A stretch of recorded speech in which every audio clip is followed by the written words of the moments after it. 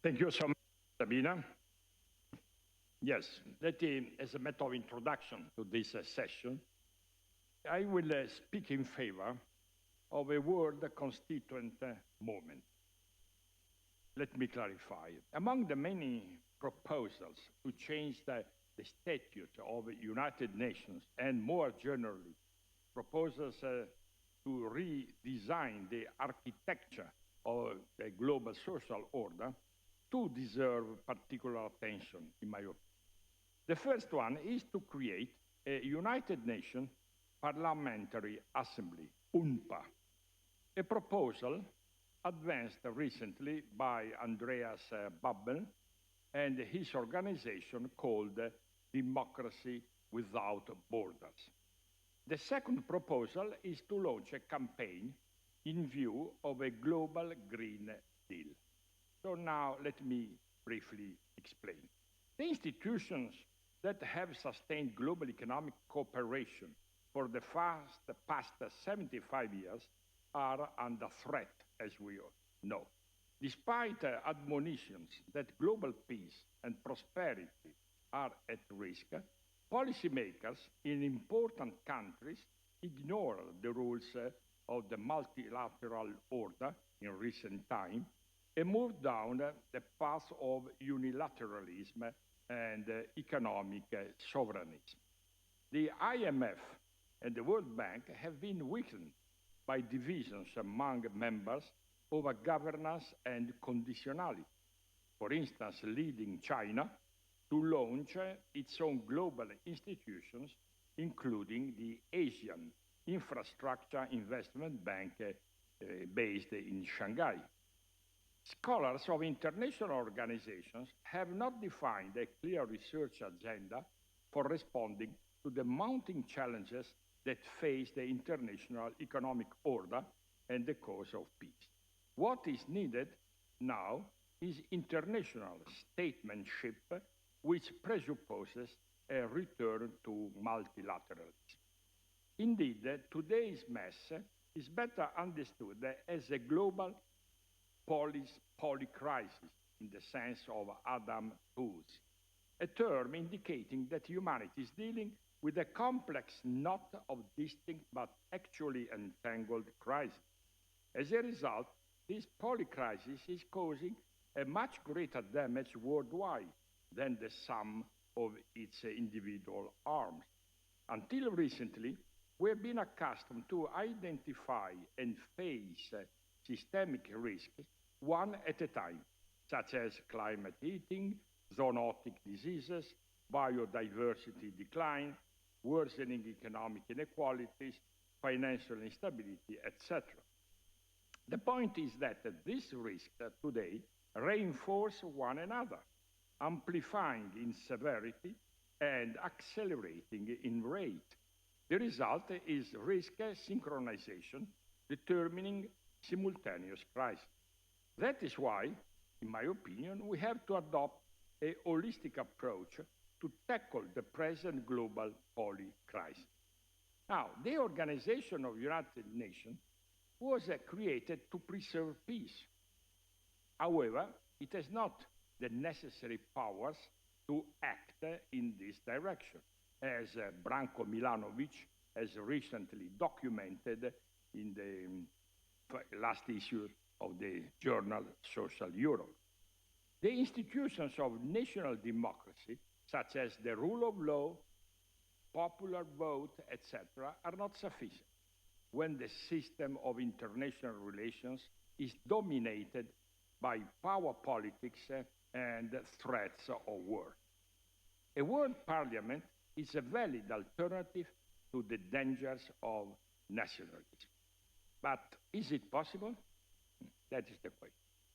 Actington teaching on the clash of civilization is, in my opinion, misleading, not only my opinion, because peaceful dialogue is both necessary and possible.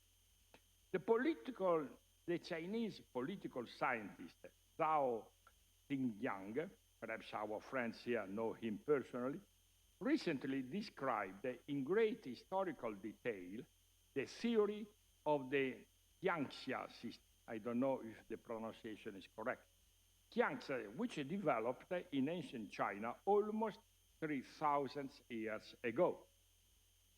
Jiang, Jiangxia literally means all under heaven, and it refers to a political perspective whose purpose was to maintain unity and peaceful cooperation between different political communities in the central plains of China.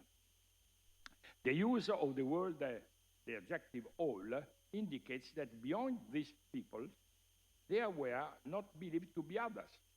It was therefore a cosmopolitical vision. At the heart of this thought was the notion of compatibility, which refers, according to Zhao, to the capacity to transform enemies into friends within a pluralistic, inclusive order of political security and peace. We were talking yesterday about this specific issue. This would require the creation of new rules of the game that alter the logic of fierce competition in order to bring about a world system based on universal compatibility and peaceful coexistence. Ultimately, all the cultures, the world, that have grown up in all the continents contain a humanistic core that can be traced back to their very roots, given that they were born to unite human communities.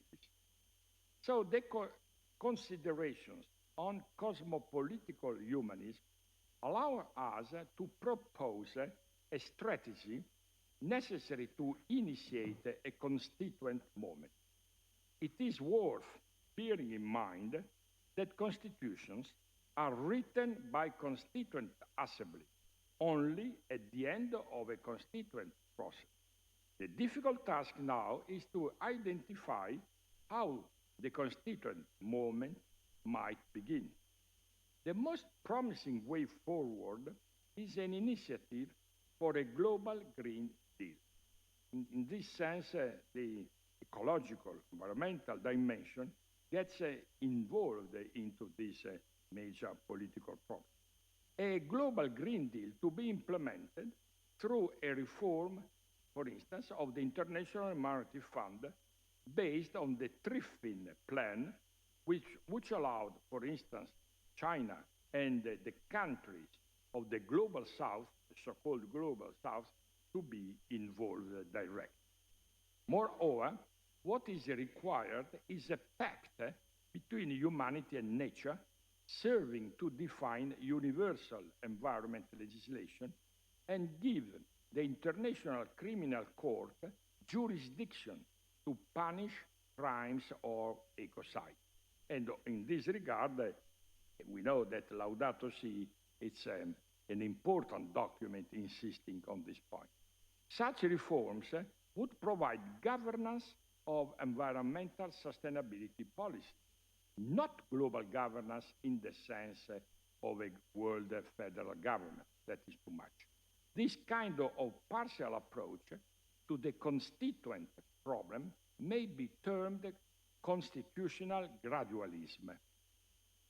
It was on this basis, let me recall, that was launched some decades ago the campaign for the European currency and for the direct election of the European Parliament. In those days, I remember that many thinkers were saying, oh, it would have been impossible to arrive at a European Parliament with direct election. And that, on the other hand, became possible.